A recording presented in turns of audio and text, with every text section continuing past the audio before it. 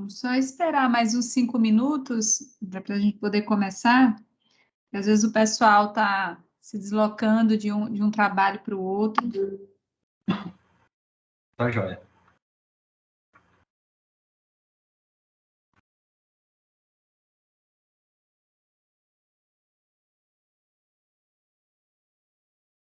Não, da minha uma. Que ela já começa esse mês desmamando, entendeu? Pra ser só um por dia.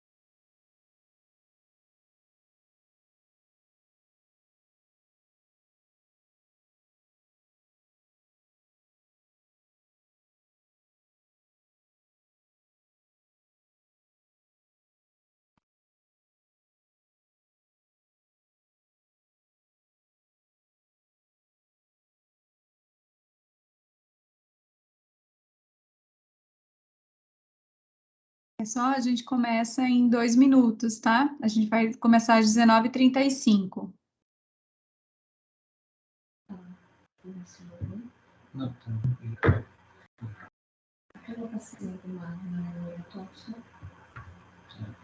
gostoso.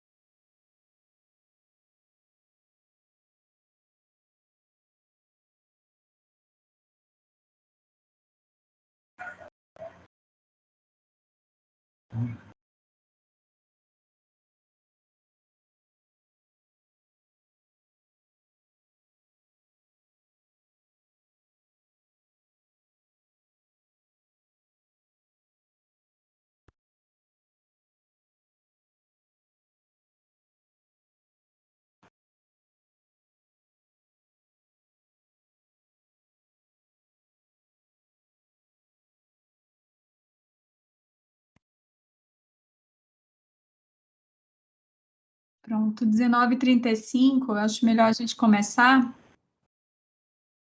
Deixa eu ver aqui, o pessoal já entrou, uma boa parte já entrou. Gente, boa noite. Esse mês nós vamos ter 2 reuniões e tem um motivo especial, né? Primeiro, parabéns, André, que ontem foi o dia do infecto, né? Você representando os infectos do hospital.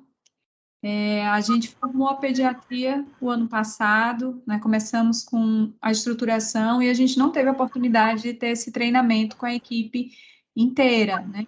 E a gente começou meio fazendo o que a gente já fazia, e pelo fato da gente estar na época da pandemia, parecia que isso já estava introjetado na gente, e na verdade a gente percebeu que muitas coisas estavam acontecendo e a gente não tinha tido a oportunidade de discutir a respeito da segurança durante o nosso atendimento, né?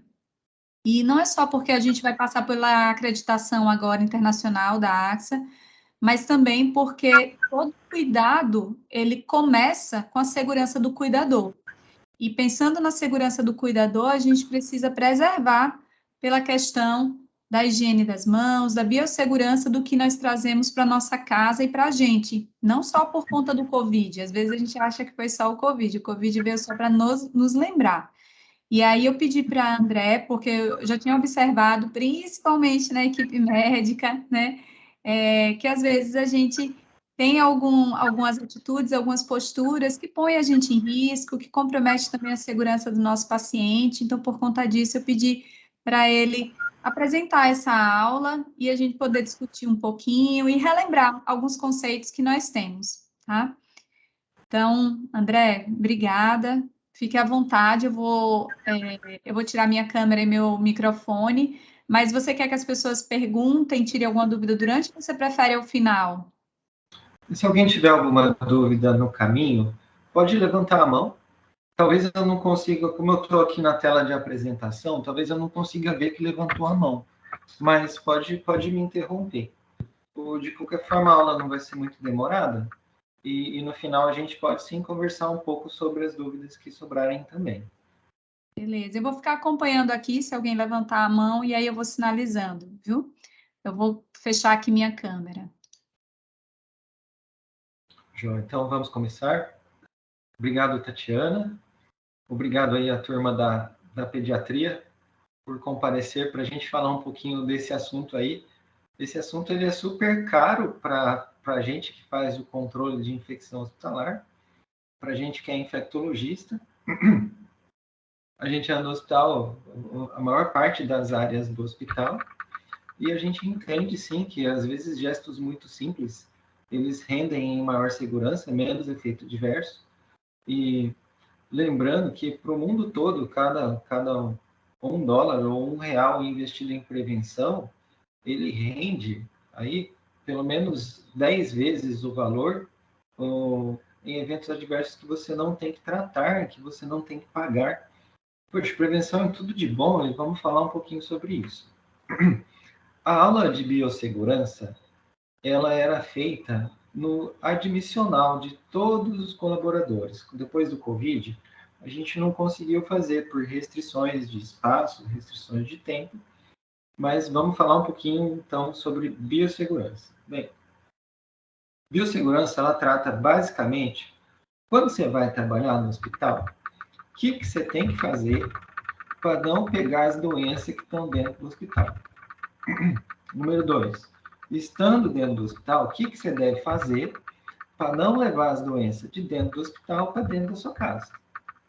Olha, desculpem que ficou aqui tudo número 1, número 1, 2 e 3. Número 3 uma vez que você está dentro do hospital, o que você precisa fazer para não levar as doenças de um paciente para outro paciente, do leito 2 para o leito 3, ou então de um andar para outro andar.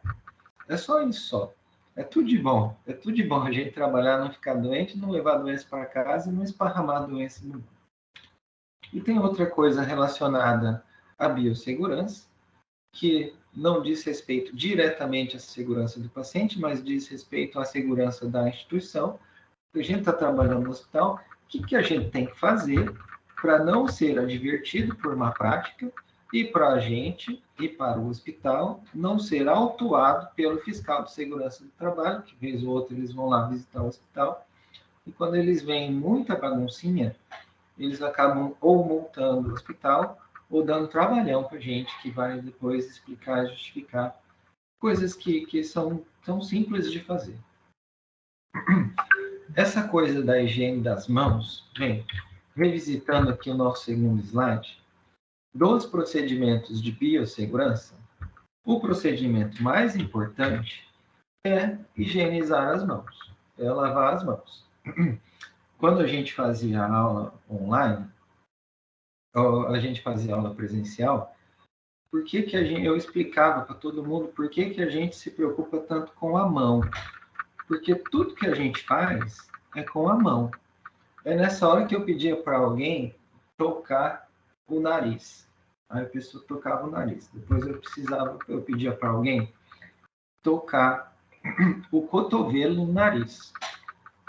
Porque que não é impossível. Não tem a gente para fazer. Mas por que que a gente não toca o cotovelo no nariz? Porque é impossível. Então, por que que essa aula não chama higiene do cotovelo? Chama higiene das mãos, porque tudo que a gente faz com as mãos. Inclusive dentro do hospital. Essa história, eu vou perder 1 minuto aqui contando essa história. Até 1845, que não é tanto tempo atrás, não havia esse conceito nem de que existia bactéria e nem de que a nossa mão poderia carregar sujeira e micro-organismos. Até que esse médico, o nome dele é Semmelweis, ele percebeu que tinha 2 alas do hospital que ele trabalhava. Uma ala era tocada pelas freiras e a outra ala era tocada pelos médicos e estudantes de medicina. Ele percebeu que no prédio das freiras, as mulheres dificilmente tinham febre puerperal e não morriam menos. E que no prédio que era tocado pelos médicos e estudantes, tinha muita febre puerperal e tinha muito óbito. Ele observou aquilo lá e viu que o médico e o estudante de medicina era tudo sujão e que as freiras elas eram bem limpinhas. Então ele relacionou a sujeira carregada pelas mãos causando doença. E foi a partir daí que ele propôs que todo mundo trabalhando em estabelecimento de saúde deveria higienizar as mãos com álcool iodado. Ele que inventou o álcool iodado, que era o que tinha na época dele. Eles colocavam o álcool numa jarra e lavavam as mãos numa bacia. É isso que eles estão mostrando aí. Veja que ninguém usava jaleco, todo mundo usava paletó. Essas roupas aí ia para casa, voltava para o hospital, usava mais de uma vez. Mas o simples ato de higienizar as mãos mudou o perfil epidemiológico do hospital onde ele trabalhava e o hospital dele ficou mais limpinho do que o Hospital das Freiras. A princípio, todo mundo brigou com ele. Mais para frente, a turma viu que isso era bom e passou a fazer.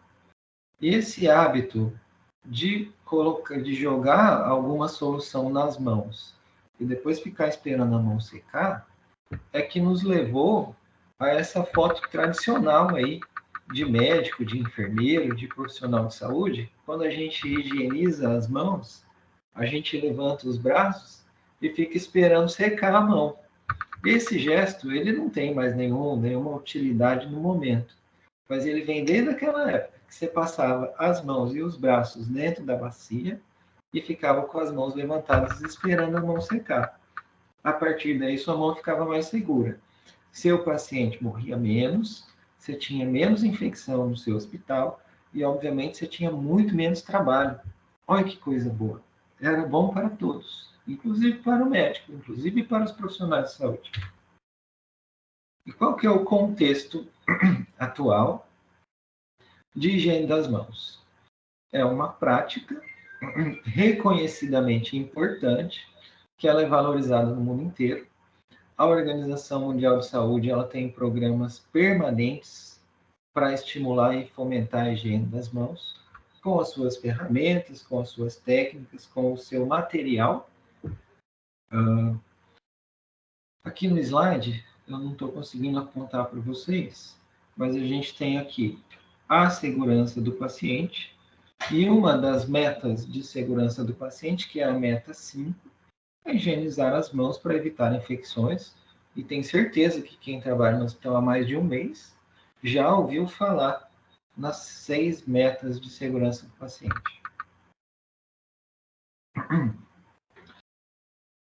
Ainda dentro do contexto atual, existe evidência científica muito forte, muito robusta, muito disseminada, multicêntrica, controlada, dizendo que a higienização das mãos é a medida mais simples e menos dispendiosa. Se você for fazer uma ação de prevenção de infecção hospitalar dentro do seu hospital, você sempre deve escolher a higiene das mãos, porque é a que custa menos dinheiro, é a que dá menos trabalho para realizar, é a que vai reverter em melhor resultado. Isso sem dúvida nenhuma. E uma vez que a gente já falou que higienizar as mãos é importante, que tem evidência científica boa, quem é que deve higienizar as mãos dentro do hospital?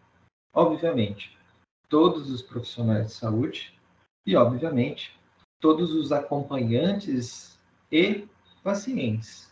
Acompanhantes de pacientes e pacientes.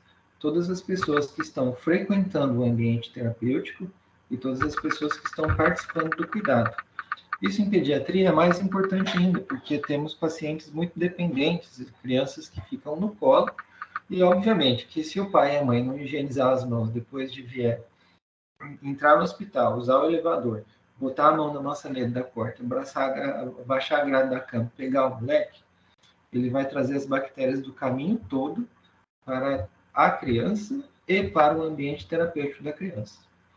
É por esse motivo que dentro do hospital tem um dispensador de álcool gel do lado ou muito próximo de cada ponto de atendimento, justamente para todo mundo usar.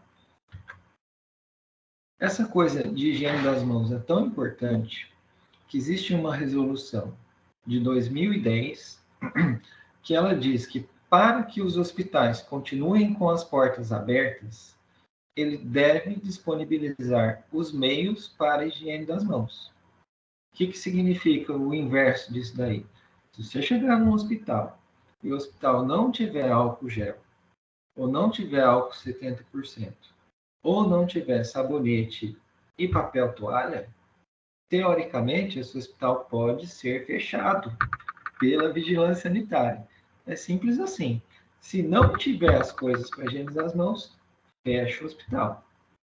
Tem alguns hospitais aqui da cidade que poderiam ser fechados por este motivo. Mas isso é só para ilustrar novamente que, além de ser importante, existe legislação, existe sanções importantes para a instituição que não consegue oferecer essa prática. Bem, já falei que existe evidência científica boa, já falei que todo mundo que participa do cuidado do paciente deve higienizar as mãos. E quais são os melhores momentos? Quando que a gente deve higienizar as mãos? Quem é profissional de saúde há mais de 2 meses também já deve ter se deparado com essa figura, que ela é amplamente disseminada em todos os serviços de saúde.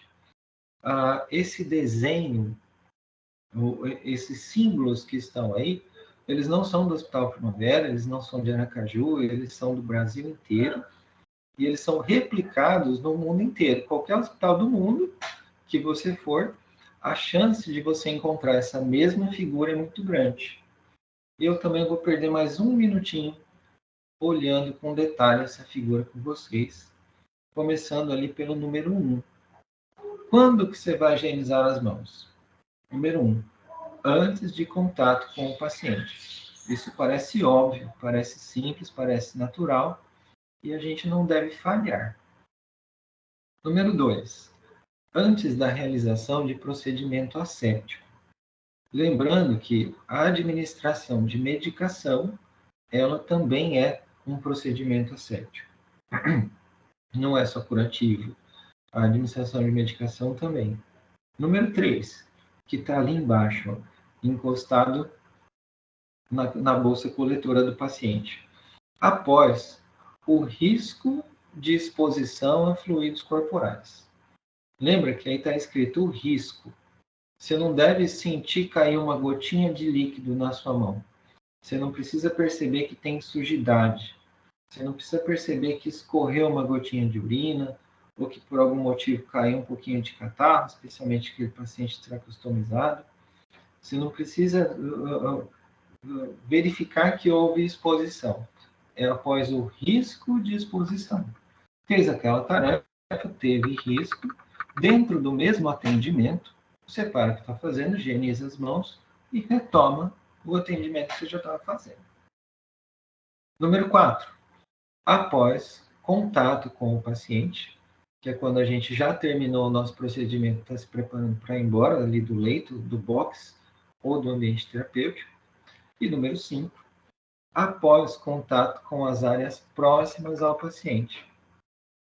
Isso é importante para aquele paciente que está no quarto e que tem mobiliário no quarto, o paciente que está na UTI e que tem aqueles dispositivos do lado, aqueles equipamentos do lado do leito, bomba de infusão, ventilador. Tudo isso daí são áreas próximas ao paciente, a gente deve higienizar as mãos após tocar.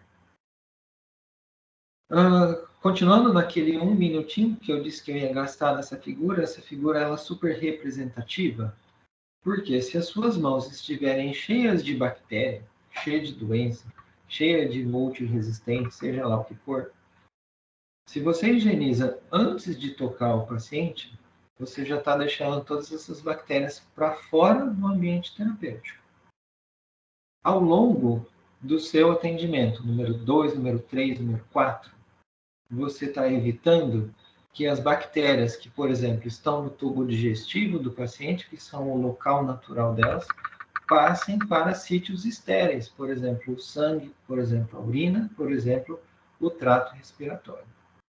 E número 5, quando você higieniza as mãos ao deixar o ambiente terapêutico, mesmo que aquele paciente já possua, já seja colonizado, esteja infectado por uma bactéria multiresistente, você vai deixar as bactérias naquele ambiente terapêutico e não vai levar as bactérias para o teclado, onde você senta para escrever, e o teclado é aquele lugar que você nunca limpa.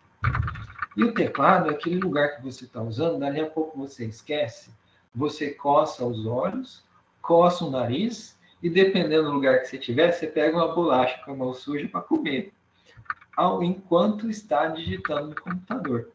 E não tem lugar mais sujo no hospital do que o teclado do computador. Seguindo em frente, e qual que é o produto que a gente vai usar para higienizar as mãos? Pode ser sabão neutro e pode ser álcool gel. E vou falar uma coisa desde já, que não está errado a gente higienizar as mãos na pia com água e sabão, enxugar as mãos com papel toalha e passar álcool gel logo em seguida. Inclusive é desejável, não tem problema. Por que é bom a água e sabão? Quando é que a gente vai usar? Quando a mão estiver visivelmente suja, quando tiver bastante sujeira. A água e o sabão, ela carrega a sujeira embora, coisa que o álcool gel não consegue fazer.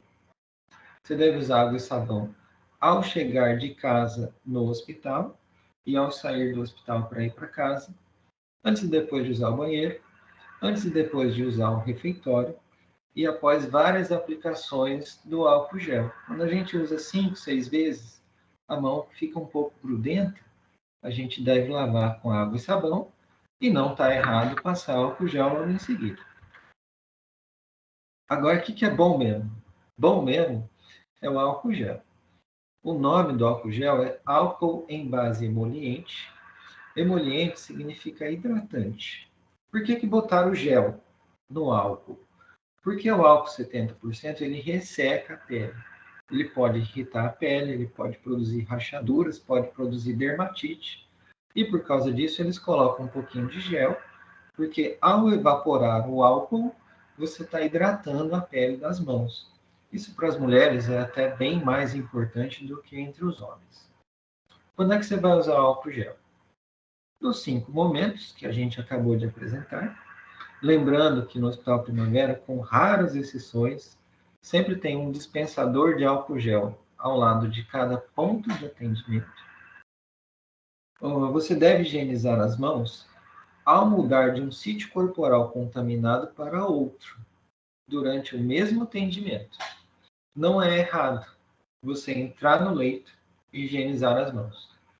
Abaixar a grade da cama, levantar os lençóis do paciente e higienizar as mãos em seguida. Aí você manipula alguma sonda ou algum catéter e higieniza as mãos em seguida. Ao final do seu procedimento, você já pode ir embora. Se você terminou, você não vai mais tocar em áreas próximas ao paciente, já pode ir embora. Mas vejam que durante o mesmo atendimento, nesse exemplo que eu dei, a gente higienizou as mãos 3 vezes. E cada dispensação de álcool, a gente gasta apenas 1 ml de álcool. Bem, após o contato com objetos próximos ao paciente, e antes e após a remoção das luvas. Isso é especialmente importante naqueles pacientes que estão com precaução de contato, que a gente já está vestindo a luva logo antes de chegar no paciente. Bem, já falei que tem evidência científica boa, já disse que o mundo inteiro valoriza essa prática de higienização das mãos, já disse quais são os melhores momentos para a gente higienizar, já disse quais são os produtos que a gente deve selecionar e qual que é a técnica que devemos utilizar.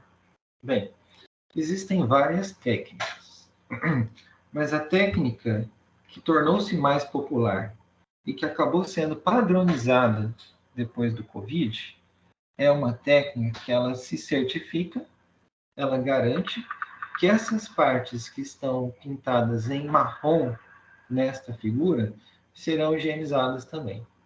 Nessa figura a gente mostra quais que são as partes que a gente acaba esquecendo.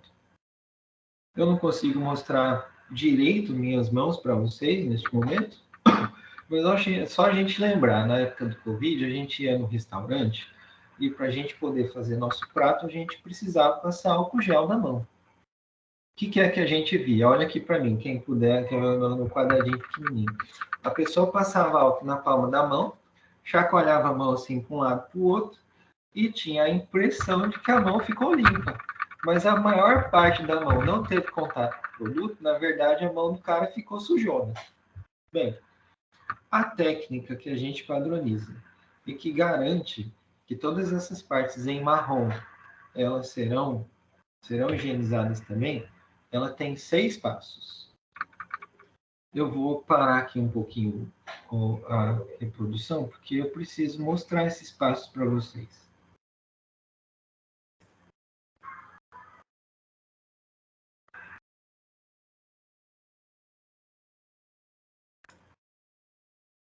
Eu acho que agora vocês estão me vendo inteiro, né? Eu vou me afastar aqui um pouquinho.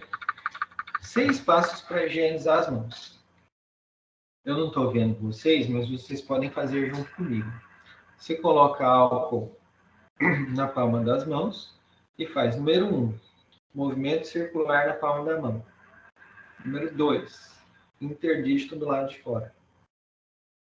Número 3, interdígito do lado de dentro. Número 4, movimento difícil de explicar. Pega esse aqui, coloca uma dentro da outra e faz assim, ó. Joia. Número 5, a parte de trás do dedão. E número 6, a pontinha do dedo. Joia. Isso aqui demora 20 segundos. E após esses 20 segundos, você pode ter certeza de que suas mãos estão seguras.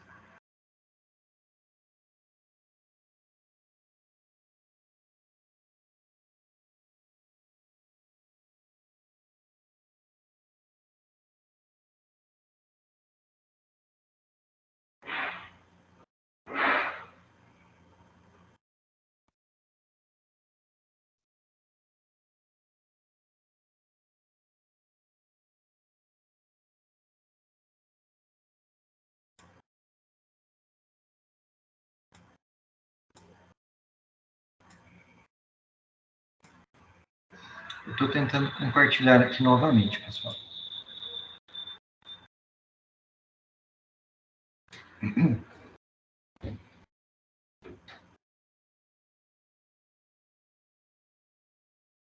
Pronto, mostrei para vocês a técnica. É muito mais legal quando a gente faz presencialmente, mas a gente já sabe que a técnica tem 6 passos. E como profissionais de saúde, seríamos cobrados por esses 6 passos. E a gente, quando faz o passo número 2, que é o interdígito do lado de fora, a gente reconhece os profissionais de saúde nos lugares que a gente vai. Quando você vai no restaurante, se você visse alguém flexionando o dorso da mão, você já ia saber que aquele coitado não era um profissional de saúde que estava trabalhando até morrer na época do Covid.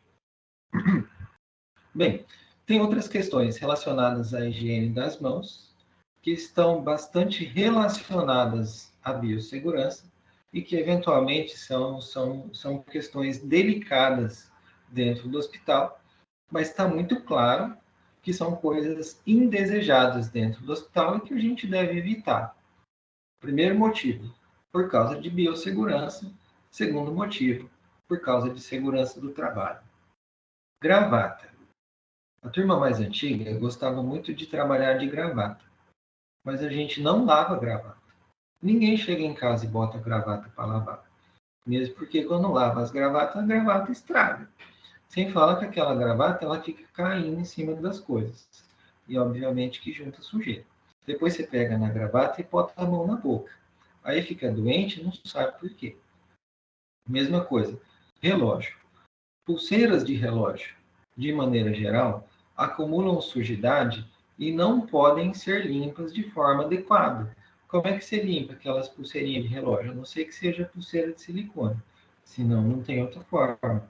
É por causa disso que tem um monte de relógio de parede espalhado pelo hospital, justamente para a gente poder contar o tempo sem usar o relógio de pulso e sem usar um outro objeto mais perigoso ainda, que é o telefone celular.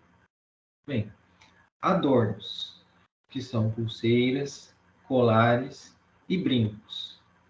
Não se usa pulseiras, colares e brincos no hospital. Não se usa adornos nos ambientes terapêuticos. É isso. É só isso só. Não se usa. Esmalte descascado. Aqueles dentinhos que ficam no esmalte descascado, aquelas irregularidades, certamente elas acumulam sujidade. E lembrando que a gente faz tudo com as mãos, inclusive comer com as mãos, é um jeito muito fácil de levar as bactérias de dentro do tubo digestivo dos pacientes para o nosso tubo digestivo, o que é uma coisa bastante indesejada. Da mesma forma, as unhas muito longas e esmaltes de cores escuras propiciam tudo isso daí. A gente fala, poxa, mas isso não acontece, é muito difícil eu levar a bactéria do tubo digestivo de alguém, o conteúdo do tubo digestivo é cocô, é muito difícil eu levar cocô para a minha boca. Bem, diga isso quem nunca teve lombriga na vida, porque o jeito de pegar lombriga é justamente quando a gente leva os ovinhos da lombriga para a nossa boca. Isso acontece sem a gente perceber. E uma vez dentro do hospital, é algo que a gente deve observar para não pegar. Tudo isso aí, gravata, relógio, pulseira, colar, brinco, esmalte e unha, está relacionado com surtos, episódios de surtos em diferentes hospitais, e a gente pede para não usar, nós e a medicina do trabalho, e a gente tem certeza de que não é uma invasão de privacidade. E segurança. Segurança do profissional e segurança do paciente. Quero aqui exemplificar também qual que é o objeto mais perigoso do hospital.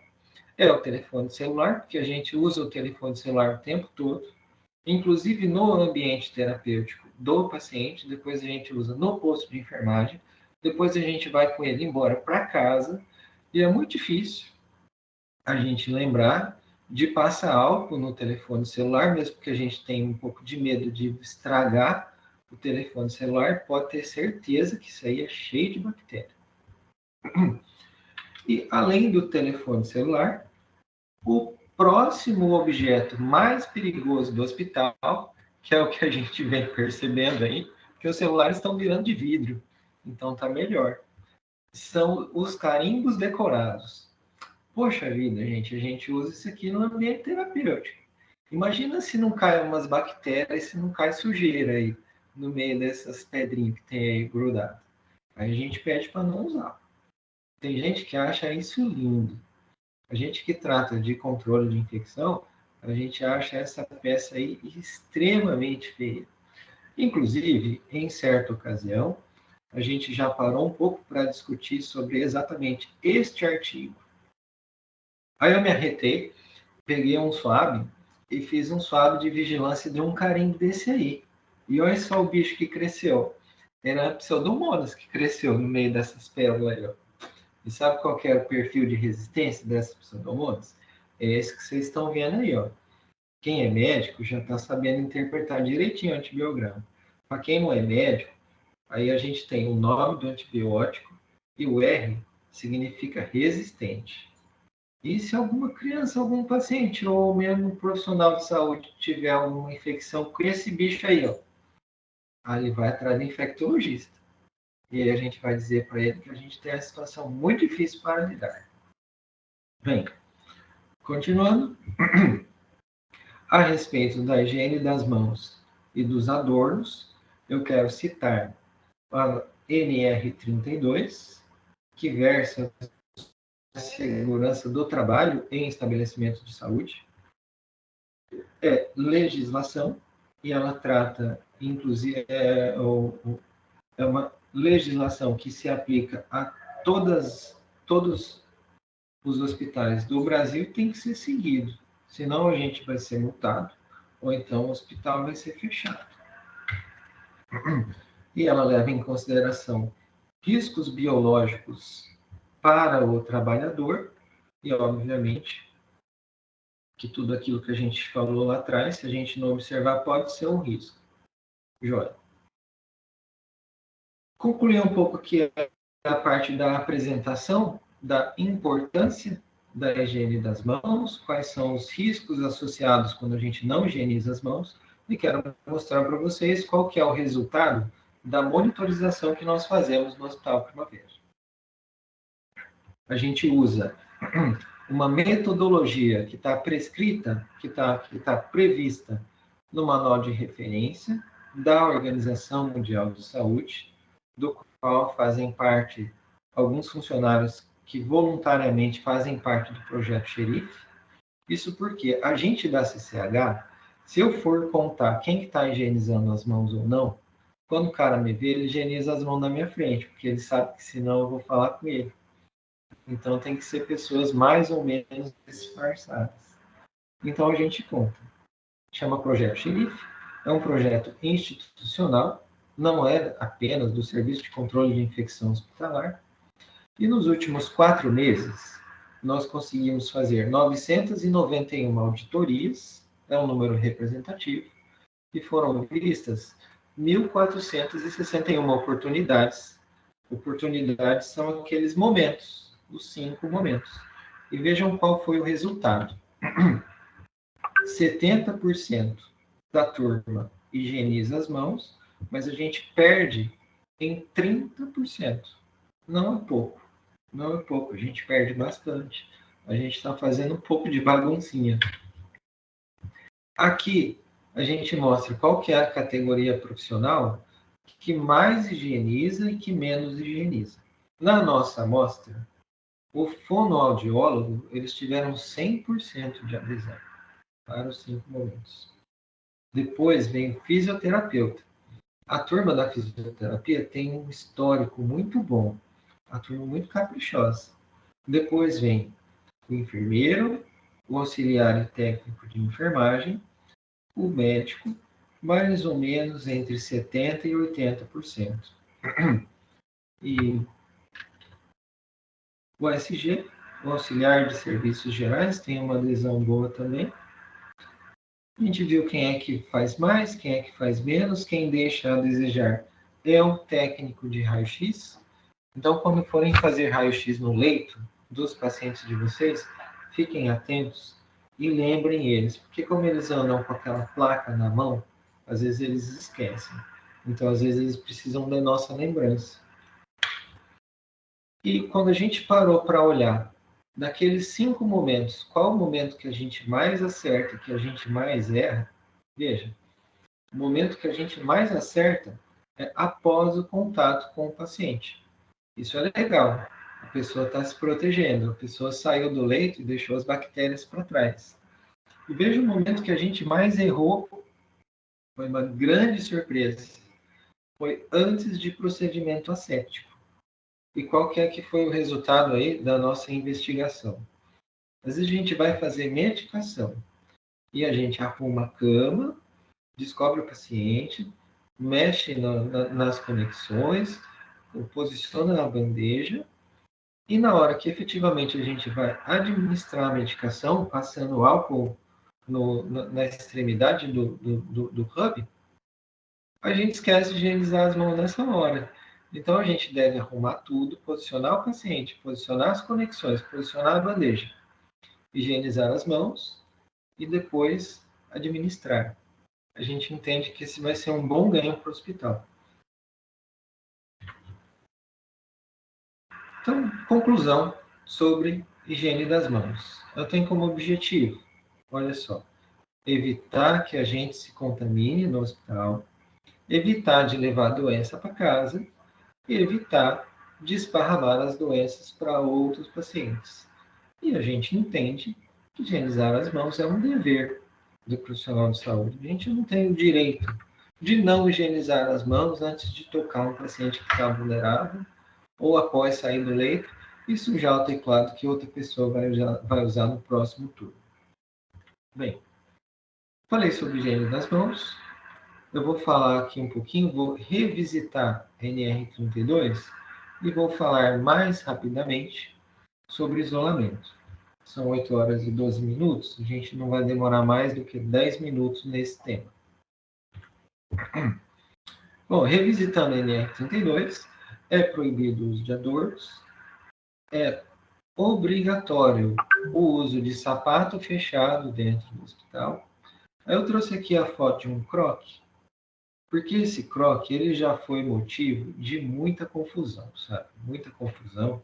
Inclusive o croque ele é vendido pela empresa como um calçado apropriado para uso hospitalar. Inclusive, na loja da Croque, lá no Shopping Rio Mar, na época da pandemia, eles diziam que se o profissional de saúde se identificasse e comprasse um croque, ele ganhava o segundo croque de presente, por ser profissional de saúde na época da pandemia. Bem, a NR32 diz que deve ser o sapato fechado e que deve ter o calcanhar. Então, para surpresa e para inconveniente de quem gosta de usar croque, aquele croque que é furado, ele não é adequado para uso hospitalar. Não estou dizendo que é para o cara parar de usar amanhã cedo. Mas quando a gente for comprar nosso próximo croque, ele não pode ser perfurado. E ele tem que ter o calcanhar, ele não pode ter uma tira por trás para prender.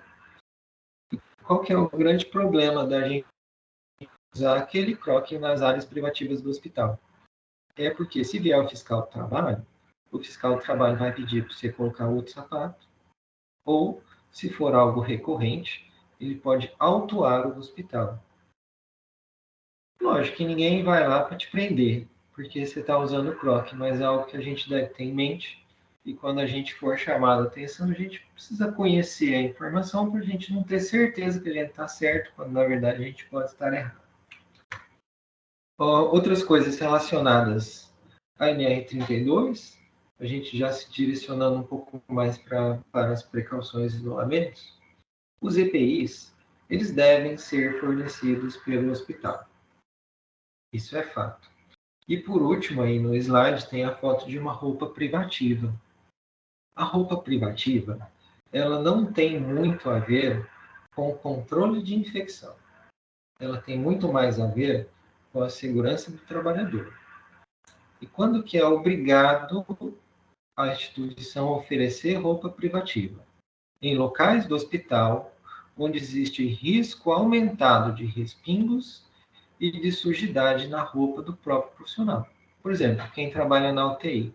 Não custa nada alguém que está tracostomizado tossir e cair um pouco de catarro na roupa da pessoa. Quando isso acontece, quem deve se responsabilizar pela limpeza do vestuário é a própria instituição. Como o Hospital Primavera não vai ficar lavando sua roupa, sua camisa, sua calça, eles fornecem a roupa privativa. A mesma coisa no centro cirúrgico.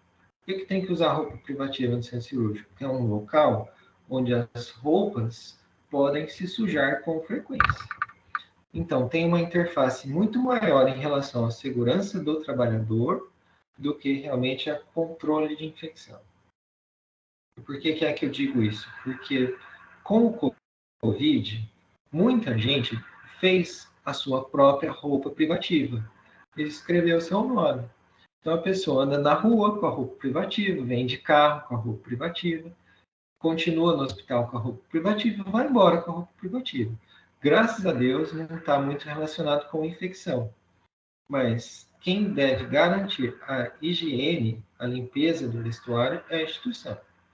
Então, em algum momento, se você está usando uma roupa que é sua, mas tem esse modelo, esse formato, essa cor de roupa privativa, o hospital pode falar: amigo, eu prefiro que você use a roupa da instituição no momento que você estiver no seu horário de trabalho. Isso é uma dúvida comum, por isso eu falei um pouquinho. Se tiver dúvida mais para frente, pessoal, eu já estou terminando, aí a gente fala mais.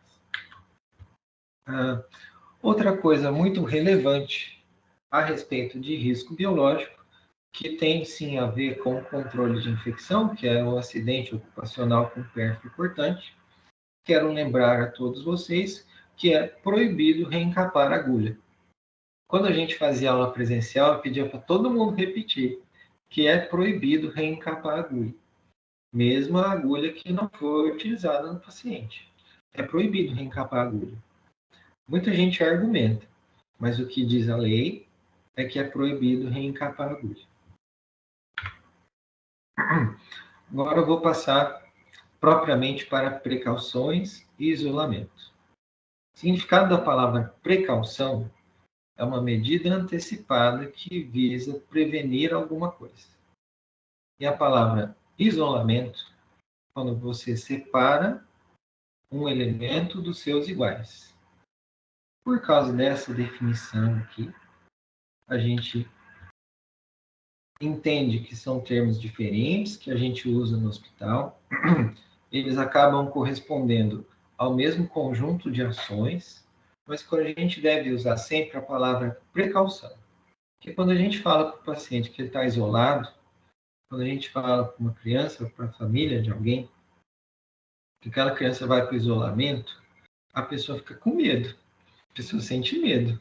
Ela acha que vai ficar só, que vai ficar sozinha, que a turma não vai mais tocar nela, que ela não vai ser cuidada da mesma forma. O que, obviamente, não é verdade. Não sendo verdade, é melhor a gente usar sempre a palavra precaução. Precaução padrão, precaução de contato, precaução de gotícula, precaução de aerosol. Vez ou outra a gente fala isolamento, mas isolamento é uma palavra feia, que a gente deve treinar para não utilizar. Para que servem as precauções?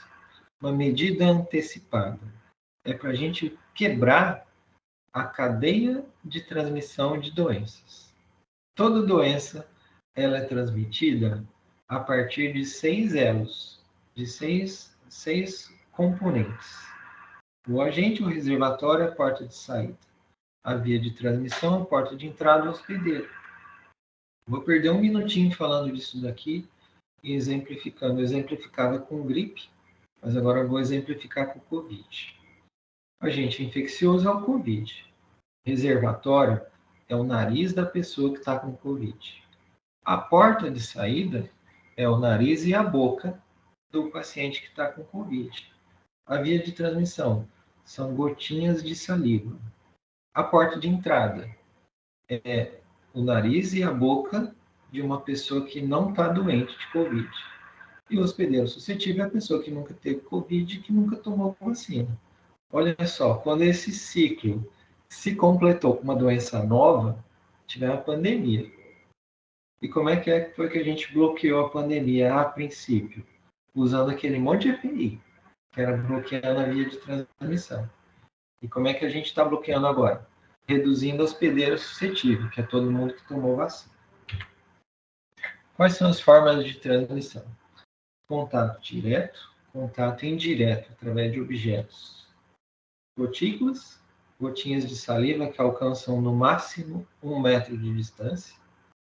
Aerosol, pequenas gotinhas de líquido que são produzidas pelo nosso pulmão e alcançam longas distâncias, mais do que 1 metro, e, obviamente, por acidente perfurocortante, quando a gente fura a pele. E o que é que a gente faz para se proteger, para se defender dessas 5 formas de transmissão que englobam todos esses pacientes doentes que a gente atende todo dia? A gente usa as precauções. Primeira precaução, precaução padrão. Todo mundo conhece isso daí.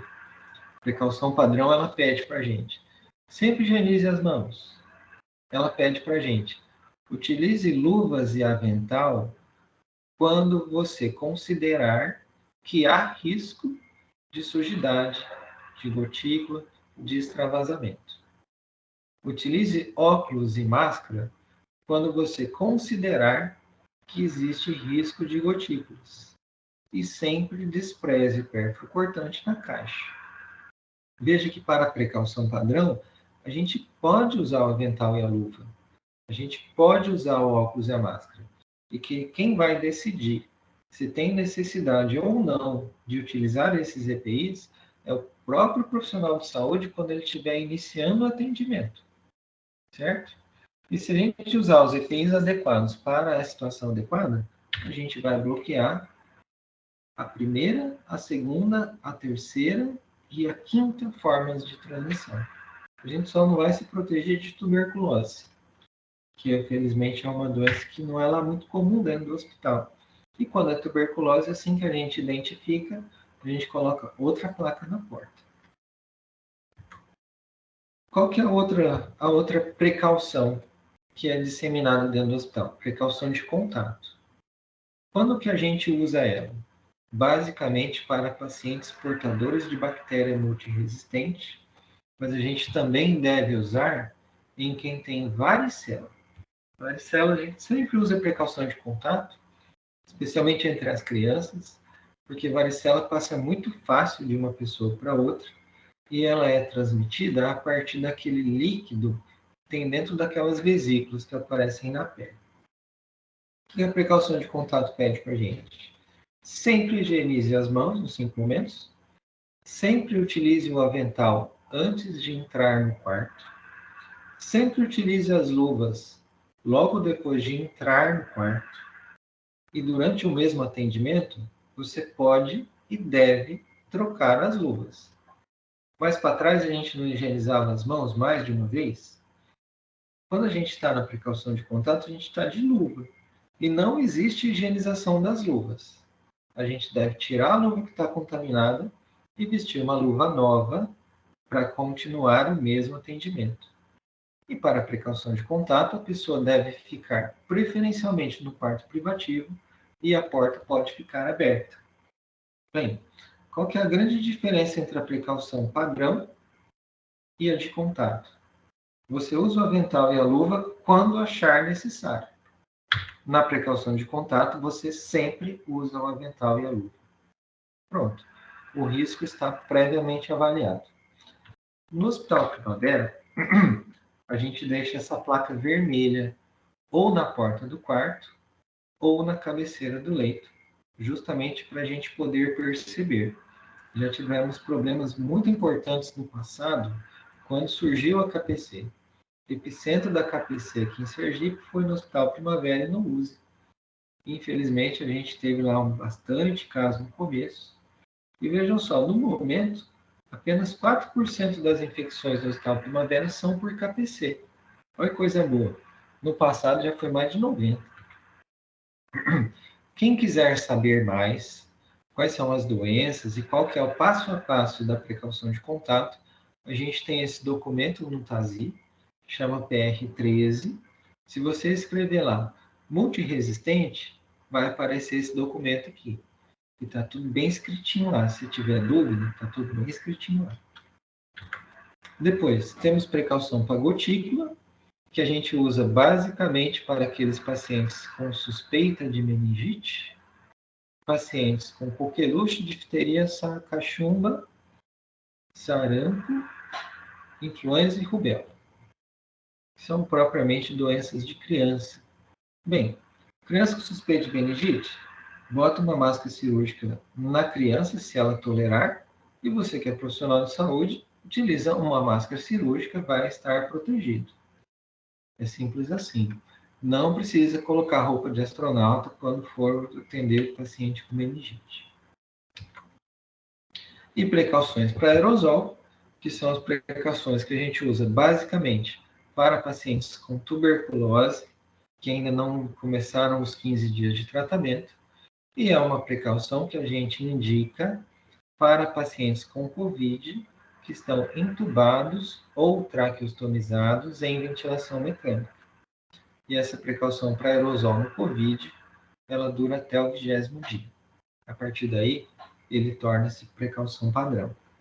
O que ele pede para a gente? Sempre higienize as mãos. O profissional usa PFF2 ou N95. São nomes diferentes para a máscara que tem a mesma função.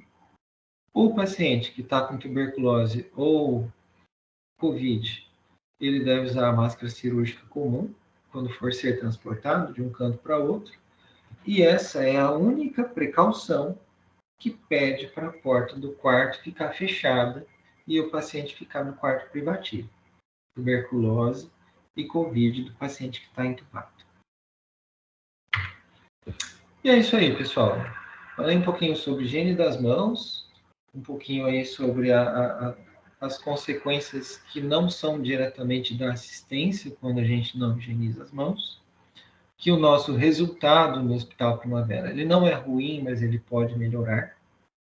Já faço um apelo para vocês, observem sempre se estão higienizando as mãos antes do procedimento aséptico, e sempre que você se deparar aí com uma plaquinha na entrada do quarto, quando você estiver entrando num quarto e tiver uma placa na porta do quarto, siga a placa, que essa placa está aí para te proteger.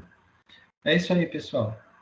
A gente está indo dentro do nosso tempo, a gente começou um pouquinho atrasado, e se alguém tiver alguma pergunta, pode me perguntar.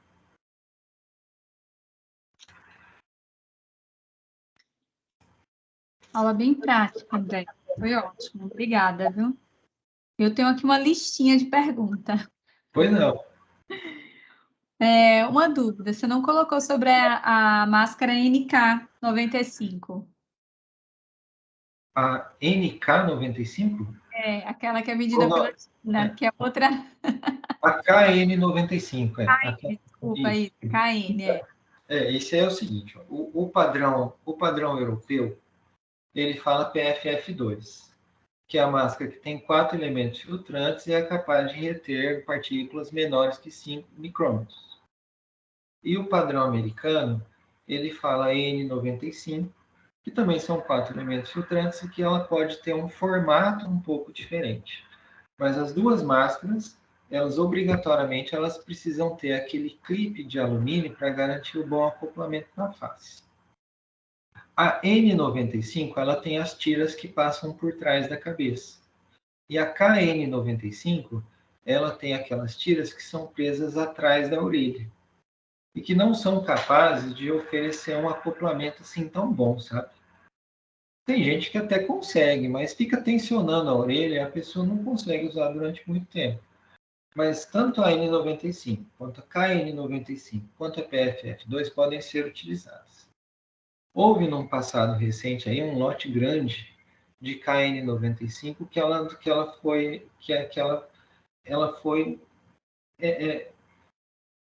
ela não foi utilizada para esse propósito, porque ela não tinha os elementos filtrantes necessários. Foi um lote muito grande que chegou aqui em Sergipe. Aí a KN95 foi condenada, mas foi por causa do fabricante e não por causa do modelo.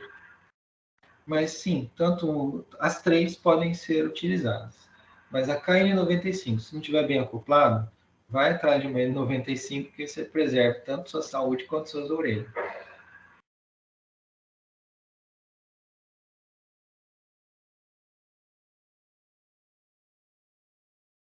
Obrigada. Eu vou fazer outra pergunta aqui, já que ninguém levantou ainda a mãozinha. Você falou a respeito do celular e do teclado. quando a gente pega aquele borrifador de álcool, guicha e tudo, ou aquele que o Primavera tem, que é aquele desinfetante de superfícies, a gente pode considerar que a gente higienizou? Quando a gente faz, enche tudo? Para você garantir a higienização, você precisa do antisséptico e da fricção. Não tem nenhum método de desinfecção ou desinfecção de alto nível, que é o que a gente busca, sem fricção. Para o telefone celular, tanto o álcool 70% quanto o peróxido de hidrogênio, que é o saneante que a gente tem lá, se a gente puder passar no celular e conseguir esfregar um pouquinho, a gente vai ter um resultado muito bom. Para o teclado especificamente, a gente até consegue depositar o líquido, mas se ele tem tanta reentrância que você nunca consegue, de forma eficaz, poder limpar ele. Em algumas situações, a gente pede para envolver ele com plástico filme. Quando envolve com plástico filme, fica bem melhor. Fica bem mais propício à limpeza. Mas, de uma forma ou de outra, tanto dentro do hospital, assim como dentro da nossa casa, o teclado sempre vai ser uma fonte de sujidade. Então, sempre que você usar ele, higieniza as mãos depois. É a melhor coisa.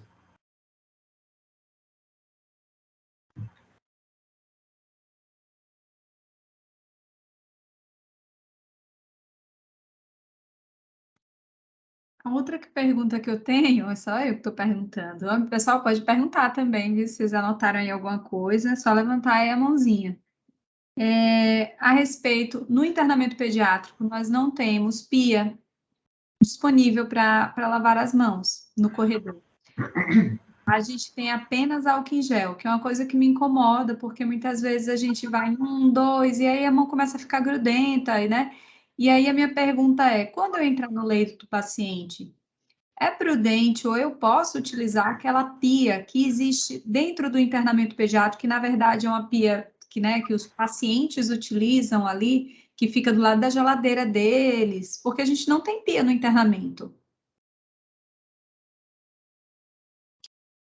Olha, se você sentir realmente a necessidade, tiver sujidade visível na mão, essa pia é a pia da copa? Existe uma pia dentro de cada um dos quartos, mas ela é do lado da geladeira. Ela é Ah, não, voltada. pode usar sim. Aquela pia que tem dentro do quarto, ela é sim uma pia propícia para a higiene das mãos. Sim, ela pode ser utilizada a qualquer momento. Assim como a gente entra no quarto e usa o álcool gel, não é problema nenhum se a gente entrar no quarto e higienizar as mãos naquela pia lá.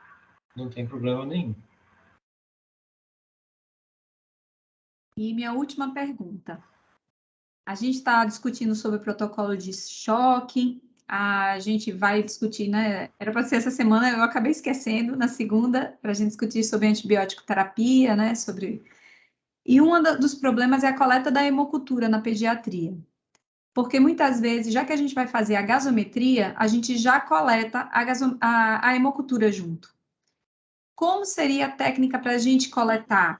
Eu digo porque assim, a gente passa álcool na pele do paciente, ou clorexidine, vem com uma luva e fica tentando palpar o pulso. E na hora que a gente coleta, esse primeiro material tem que ser para hemocultura? O que vocês recomendam para a gente melhorar a positividade real dessas hemoculturas? A gente colher os materiais antes e, por último, a hemocultura. Como é que você orienta em relação a essa coleta? Porque geralmente vai ter que ser o médico que faz a gasometria, e esse paciente geralmente vai estar com acesso ruim. Na minha opinião, eu acho que o primeiro exame deve ser a gaso. Às vezes a gente precisa dos gases sanguíneos. Em seguida, deve ser a hemocultura, porque a hemocultura vai ajudar demais a gente ali na frente no escalonamento e descalonamento. E depois, o hemograma com bioquímica. Mas é algo que acaba que a gente vai precisar individualizar, porque nem todos os pacientes são iguais, né? E às vezes a gente está precisando mais de uma coisa do que de outra. E não tem uma resposta boa para essa pergunta, porque é uma pergunta complexa, por causa da dificuldade técnica. Agora, deixa eu falar um pouquinho sobre o procedimento em si, né? Você deve sim higienizar as mãos antes de começar esse procedimento, você deve sim calçar as luvas. Eu não sei se acontece com vocês, mas às vezes às vezes o único técnico que conseguiu, ele pega e corta a pontinha da luva para poder palpar com, com o dedo, né? Para poder sentir com a pele. Bem, se ele tiver higienizado as mãos antes de cortar a pontinha da luva, ele está abrindo mão da sua proteção enquanto profissional de saúde, mas ele não está agregando risco para o paciente porque aquele dedo foi higienizado, sabe? A gente removeu a flora residente. E eu acho que em pediatria é algo que às vezes a gente precisa negociar. E a gente acaba negociando algumas coisas, buscando sempre tendo em mente que a gente precisa alcançar o menor risco. Sempre o menor risco. Especialmente quando tem pai e mãe ali no ambiente terapêutico. A gente não consegue disciplinar todas as atitudes dele. A gente precisa ir negociando o que é melhor.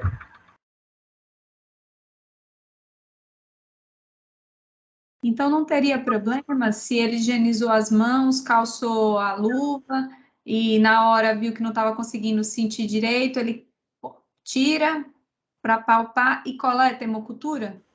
Ou para a hemocultura faria diferença? Não faria diferença. Se ele higienizou as mãos, do ponto de vista microbiológico e do exame da segurança, eu penso que não haveria problemas. Mas eu não posso responder essa pergunta de forma categórica, porque é um risco de exposição e, obviamente, a segurança do trabalho pede sempre que a gente use.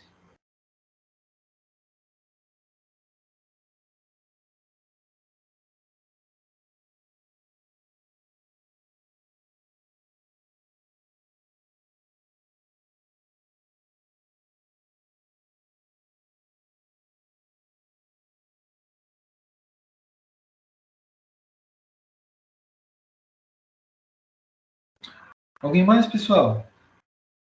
Poxa, ela foi tão boa, vocês ficaram sem dúvida, sem nenhuma dúvida. Ninguém nem vai brigar comigo, porque eu pedi para vocês nos abrigos, gente. Pô, pode usar maquiagem. Acaba que ao final de todos os debates que a gente teve, as mulheres sempre reclamam com a gente que a gente pede para não usar adorno e que aí fica todo mundo com cara de menino. Mas, poxa, pode usar batom, pode usar maquiagem, pode passar sombra nos olhos e tudo mais, mas essa coisa de adorno aí, a gente acha muito bonito quando não usa. Quando não usa.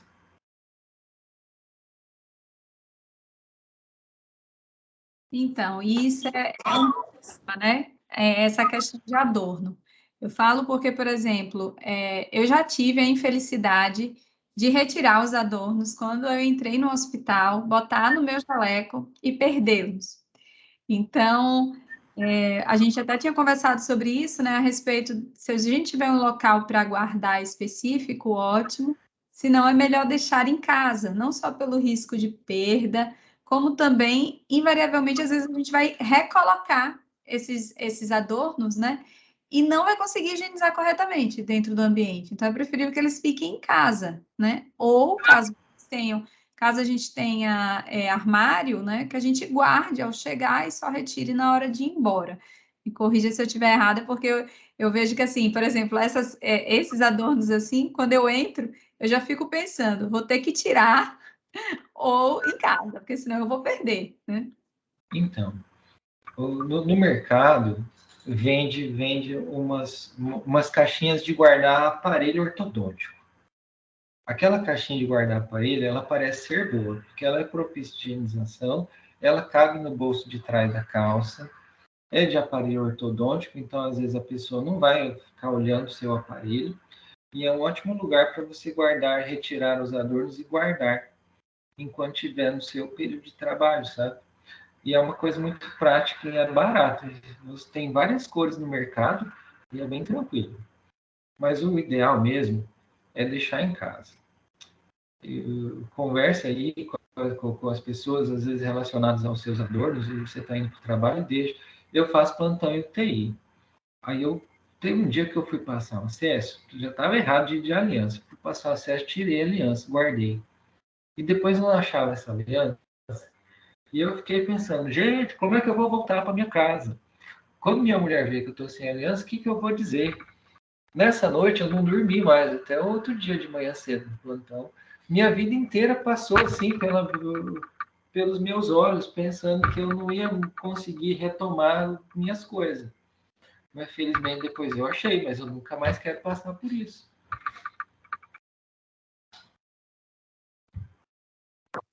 André, boa noite. É Renato agora. Oi, Tudo bem? Deixa eu esclarecer uma dúvida. Na hora do exame físico do paciente no consultório do pronto-socorro, é válido, é permitido calçar a luva ao invés de usar o álcool gel? olha, antes de você calçar a luva, você sempre deve usar o álcool gel. Aí você vai precisar ter paciência de esperar um pouquinho. Vai demorar mais ou menos 20 segundos de relógio para sua mão secar e você conseguir calçar a luva sem ela grudar na pele. Mas é bastante indesejável calçar luvas e trocar luvas sem higienizar as mãos entre as trocas. Certo. Beleza. Obrigado. Eu queria só adicionar estavam falando sobre a KN95, que agora já tem algumas marcas que têm CA, né, da Anvisa. Aí eu acho que essas são as que têm todas as camadas, que às vezes a que tem na farmácia eu acho que não tem. Mas tem da Supersaft, tem algumas que tem até que melhoraram a parte de acoplar no rosto, dependendo do formato do rosto, né? Porque tem isso de tentar ver qual a máscara que melhor se adapta ao seu tipo de rosto, porque tem máscaras que são melhores para rostos grandes ou pequenos, tem toda essa questão aí, que eu li um pouco durante a pandemia, né? Mas aí... Sim, você está certo. Tem alguns modelos de KN95 que estão validados, sim, para proteger de aerosol. Que é isso. Agora que o Covid está menos frequente, ainda continua a tuberculose, né? Então, sim, tem alguns modelos de KN que, sim, pode usar. O que a gente não deve usar, pessoal, é aquela máscara com válvula. Porque é aquela que tem a válvula na lateral, porque ela é mais confortável. Só que quando você expira, se você tiver com Covid, você vai passar Covid para a torcida do Flamengo. Então, essa com válvula, ela foi descontinuada. Você até encontra aí, mas ela não deve ser usada em estabelecimento de saúde. E eu queria só passar um comentário que você fez a respeito da roupa privativa. A gente que trabalha em pronto-socorro, apesar de ser área aberta, não é área fechada, a gente está muito exposto em relação à roupa que a gente usa. E realmente é muito comum a gente levar nosso scrub e lavar em casa, junto, muitas às vezes a gente pode até separar das roupas, mas a gente sentou no carro, tudo. Então, assim, é sempre que possível, né, gente? Tanto ambiente fechado, que isso não tem nem o que discutir, né? Ambiente de UTI e tudo, mas ambiente de pronto-socorro, a gente está utilizando a roupa privativa do hospital que nos fornece, né? O problema é que a roupa privativa do hospital ela é curta, né? As calças são coronha, então, muito curtinha, então não protege as nossas pernas. E olha que eu sou pequena, viu, que estou falando. E a outra coisa que eu registrei aqui foi a respeito do que você tinha falado então, esses jalecos aí que a gente está utilizando, e sobre o sarampo e a catapora, que você falou. Eles transmitem por aerosol, né? Então, na verdade, eles deveriam ter uma proteção associada também a uma máscara maior, não é? Porque para a gente, por exemplo, que ainda lida, né, com sarampo, a gente ainda não teve aqui esse ano, né, registrado, mas catapora transmite por aerossol, né, por contato, gotícula e aerosol, né? Sim. Que aí, herpes zoster disseminado e varicela, quando está internado, a precaução recomendada é a precaução de contato e aerosol. Então, sim, a gente deve... Isso aí não é tão relevante para a gente que está vacinado, a gente que já teve, a gente não vai contrair. Mas a gente pode se tornar vetor. e varicela pode ter surto intra-hospitalar. Então, sim, a precaução do passado chamava 3N95, que é a precaução de contato e aerosol. Aí vale a pena sim usar a N95.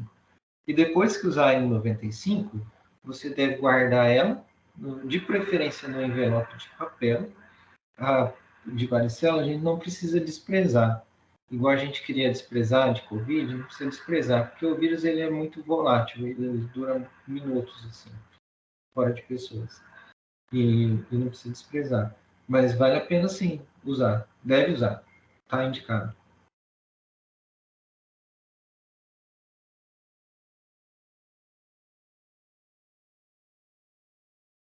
Alguém tem mais alguma pergunta?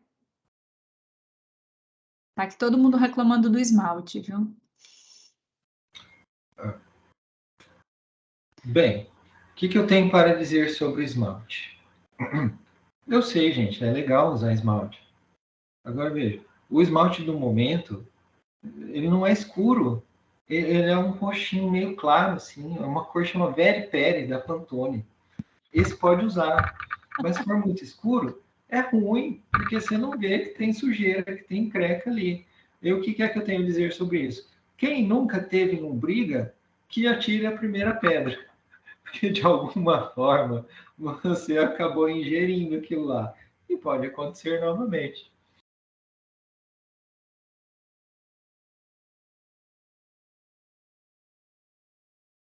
Eu tô reprovada hoje. Ah, mas está na sua casa, aí é tranquilo. É.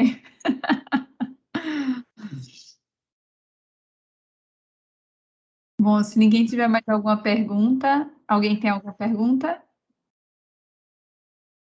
Que senão eu disponibilizei a lista de presença no chat, coloquei também nos grupos do internamento e do pronto-socorro para que vocês possam preencher. É muito importante que vocês tenham assistido, mas a evidência pelo registro na lista de presença é importante, tá? E, bom, nós vamos ter outra aula agora no mês de abril, né, que vai ser do pessoal da fisioterapia, a gente vai falar sobre VNI. Eu queria agradecer, André, por você ter sempre nessa parceria, né, sempre que a gente fala, você está de boa, fala, vamos, tranquilo. É muito bom trabalhar com gente parceira, né, que abraça e vamos junto, vamos fazer. Muito obrigada pela parceria. Pois não, estamos juntos. E eu queria agradecer a todo mundo que participou. Gravem os passos, porque eu estava até agora relembrando, um dia desses eu fui reprovada num desses, eu fui fazer, ele falou, você errou o quarto passo. Então, é bom a gente sempre relembrar, sempre relembrar, viu? Mas muito obrigada a todo mundo que participou. Não esqueçam de preencher a lista. E a gente vai estar aqui na última terça-feira do mês de abril para a aula com a fisioterapia de VNI. Obrigada, viu, André? Uma boa noite para todo mundo. Boa noite, tchau. Boa noite a todos. Boa noite.